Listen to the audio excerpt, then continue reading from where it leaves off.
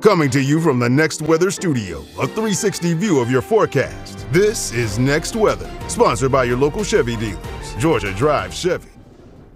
Next Weather meteorologist Orlin Sidney joining me right now, and I'm pretty sure with many of you at home, that storm woke you right up out of your bed. I was out.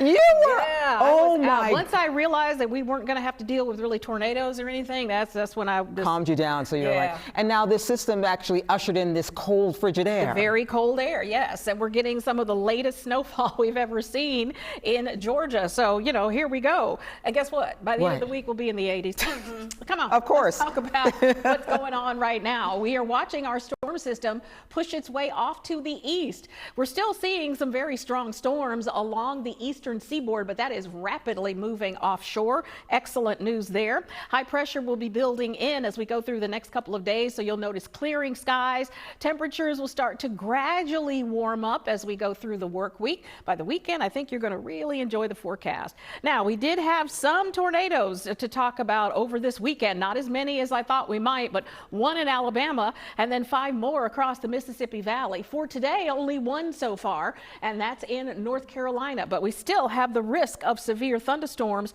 here on what we call day 1, which is the beginning of our 3-day period here. Tornado risk, that is greatest from South Carolina through Virginia northward to the Chesapeake Bay. So folks there could still have some problems. And if you happen to be traveling, watch out, because when you get there, it's probably going to be a little bit wet for you.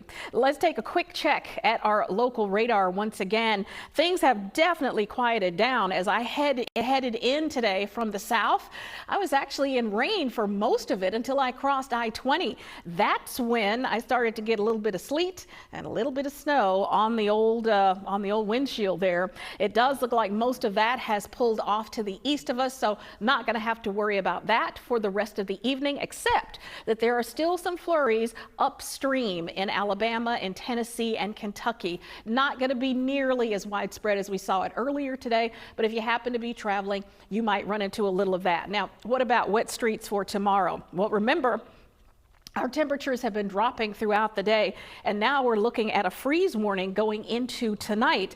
The thing I'm not too concerned with is that the ground is actually very warm. So if we do get some precip or some moisture left over, I'm worried about the bridges, the overpasses. That's the only place I think we'd really see icing problems, but do drive with caution regardless. Temperatures will be in the mid to upper 20s tomorrow, and as we get into the day, well, things are going to be a heck of a lot better.